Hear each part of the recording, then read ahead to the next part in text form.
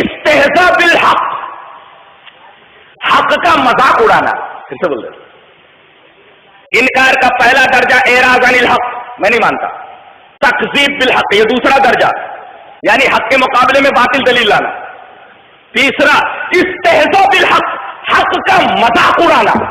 کیا حنفیہ اور آج کے یہ دیوبندی لوگ یہ حق کا مذاق نہیں اڑاتے؟ آؤ میں بتاتا ہوں، ایک چھوٹے سے معصوم صحابی کا ایک مولوی دیوبندی مذاق اڑاتا ہے، ایک چھوٹے سے معصوم صحابی کا. کون ہے وہ معصوم صحابی؟ اس نے تو صرف نام بتایا ہوگا. میں پوری حدیث پڑھتا ہوں اس لیے کہ اس حدیث کے اندر بہت ساری چیزیں ایسی ہیں جس کو دیوبندی خود نہیں مانتا. حدیث اس طرح ہے.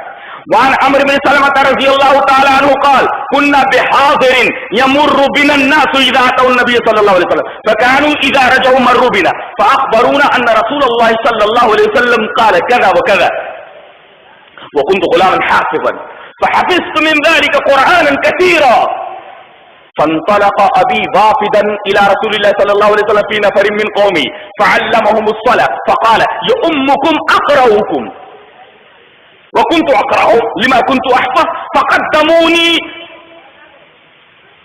فكنت اؤمهم وعلي بردة لي صغيرة صفراء فإذا سجدت تكشفت عني فقالت امرأة من النساء واروا عنا عورة قارئكم فاشتروا لي قميصا عمانيا فما فرحت بشيء بعد الإسلام فرحي به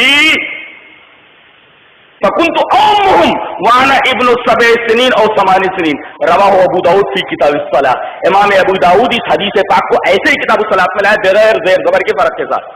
پوری حدیث ایک صفحے پر پھیلی ہوئی ہے، میں نے پوری حدیث بیان کر دی. حدیث کا ترجمہ دیکھو. عمر ابن سلمہ، عمر کیا ہے؟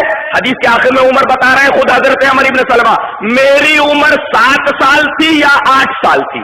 انا ابن 7 سنین اور 8 سنین. 7 means 7 7 8 means 8. میں 7 سال کا ہوں گا یا 8 سال کا. عمر اس بچے کی صحابی کی کتنی ہے؟ 7 سال یا 8 سال. نام کیا ہے؟ عمر ابن سلمہ. اس معصوم بچے کا، اس معصوم صحابی کا دیوبندی مولوی مذاق اڑاتا ہے. شرم نہیں آتی اس کو. کیا مذاق اڑاتا ہے؟ پہلے حدیث کا ترجمہ دیکھیں، پھر دیکھیں مذاق کیسے اڑاتا ہے. حضرت عمر ابن سلمہ فرماتے ہیں ہم لوگ ایک مقام پر رہتے تھے، حاضر نام تھا اس کا، اور جب لوگ نبی سے ملنے کے لیے مدینہ آتے تو اس طرف سے گزرتے تھے. جب قافلے آتے تو ہمارے گھر سے گزرتے تھے وہ، اور جب ادھر سے گزرتے تب بھی ہمارے ابا سے ملاقات کرتے، اور جو باتیں کرتے میں غور سے سنتا، اور جب وہ نبی کے پاس سے لوٹتے تب ابا سے کچھ باتیں کرتے تو میں سنتا، اور وہ آ کر کے یہ بولتے نبی کے پاس سے لوٹنے کے بعد کہ ان رسول اللہ صلی اللہ علیہ وسلم قال کذا وکذا، کہ رسول اللہ صلی اللہ علیہ وسلم نے ایسا ایسا کہا. وہ كنت غلاما حافظا، کہتے ہیں کہ میں بہت ٹیلنٹڈ بچہ تھا، بہت ذہین بچہ تھا، حفظ والا بچہ تھا، میں بہت جلدی میں چیزیں یاد کر لیتا تھا. تو آنے والے لوگ جب قرآن پڑھتے کہ نبی نے قرآن کی یہ آیتیں پڑھی ہیں، بس میں ان آیتوں کو یاد کر لیتا. حافظہ میرا بہت اچھا تھا. وہ كنت غلاما حافظا، میرا حافظہ بہت اچھا تھا. تو جو آیت قرآنیہ وہ لوگ پڑھتے میں فوراً یاد کر لیتا.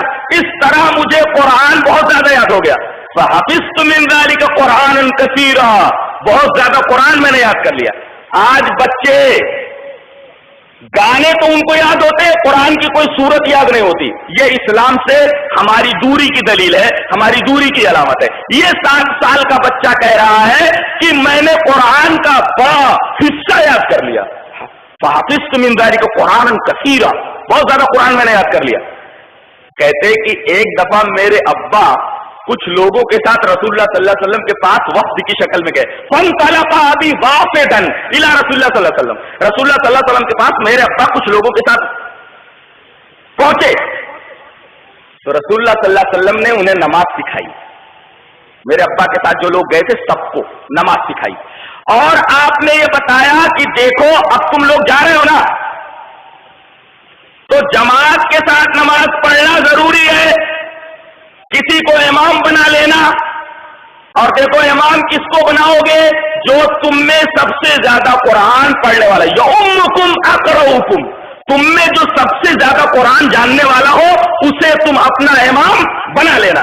حضرت عمر ابن سلمہ فرماتے ہیں کہ چھوٹا تو تھا میں، لیکن قرآن مجھے یاد تھا بہت زیادہ، مجھے قرآن بہت یاد تھا، وَكُنْتُ أَقْرَأُهُمْ، میں سب سے زیادہ قرآن یاد کرنے والا تھا، لِمَا كُنْتُ أَحْفَظُ، اس وجہ سے کہ میں حفظ کرتا تھا، فَقَدَّمُونِي، انہوں نے مجھے آگے بڑھا دیا، چل بیٹا نماز پڑھا۔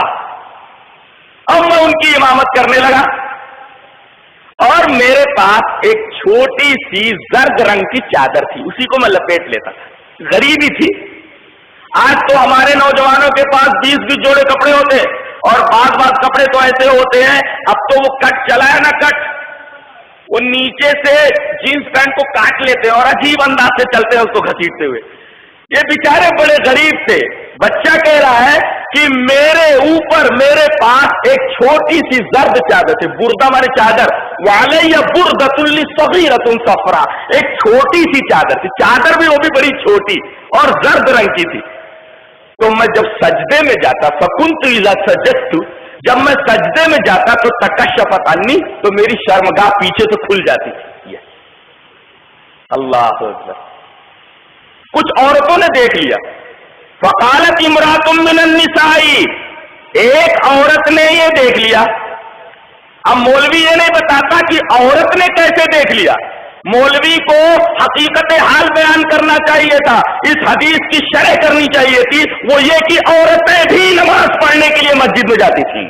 کبھی تو عورتیں دیکھا جی، چھپا گیا مولوی حدیث کو، اس بات کو چھپا گیا۔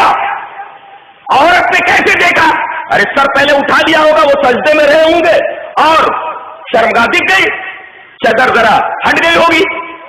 تو فقالت امرأۃ من النساء، ایک عورت نے کہا ارے بھائی اپنے امام صاحب کو کپڑا وپڑا تو دلا دو، وارو ان عورت قاریکم، اپنے قاری کی شرمگاہ چھپا دو، کوئی کپڑا وپڑا تو دے دو۔ فاشتروا لی قمیصا عمانیا، اس چھوٹے امام کے لیے عمان کی ایک قمیص خرید کر کے لوگوں نے دے دی۔ کہتے وہ جب قمیص ملی، فما فرحت بشیء بعد الاسلام فرحی بھی، اسلام لانے کے بعد مجھے اس سے زیادہ کبھی خوشی نہیں ہوئی اب تک۔ اور فکنت امہم، میں ان کی امامت کرتا رہا، اور جب میں نے امامت کی ہے ان کی تو میں 7 سال یا 8 سال کا تھا۔ دیکھو کتنی باتیں معلوم ہوئی۔ ایک بات تو یہ معلوم ہوئی کہ سب سے زیادہ قرآن جسے یاد ہو وہ امامت کرے۔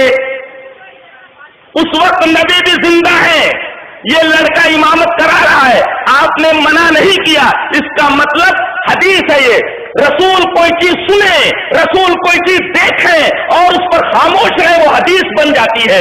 رسول کا خاموش ہونا اس بات کی دلیل ہے کہ 7 سال کے بچے کی امامت جائز ہے، لیکن دیوبندی مولوی کہتا ہے کہ 7 سال کا لڑکا امامت کے لائق نہیں ہے۔ انکار حدیث نہیں ہے، انکار حدیث نہیں ہے یہ۔ 7 سال کا لڑکا امامت کر سکتا ہے، حدیث موجود ہے۔ کہتے ہیں بچہ امامت نہیں کر سکتا۔ عورت نے کہا اپنے امام کی شرمگاہ ڈھانپو، عورتیں مسجد میں نماز پڑھنے کے لیے آتی تھی، یہ بات بھی مولوی چھپا گیا، اور مولوی بڑی بدتمیزی کے ساتھ کہتا ہے ارے اس بچے کی تو شرمگاہ کھل جاتی تھی۔ اللہ اکبر۔ ایک چھوٹے سے معصوم صحابی، ایک چھوٹے سے بچے صحابی کے بارے میں اس طریقے کی بات کرنا در حقیقت استہزاء بالحق کے مرادف ہے، حق کا مذاق اڑانا۔ اور حق کا مذاق کیسے اڑاتے ہیں؟ کوئی زور سے آمین بول دے تو کہتے ہیں، وہ کہتا ہے آمین تو کہتے ہیں پکڑو زمین، یہ کیا ہے؟ زور سے کوئی آمین کہے تو کیا بولتے ہیں؟ آمین بول، وہ پکڑو زمین، یہ کیا ہے؟ مذاق ہے نا، استہزاء بالحق ہے، اس لیے کہ حدیث موجود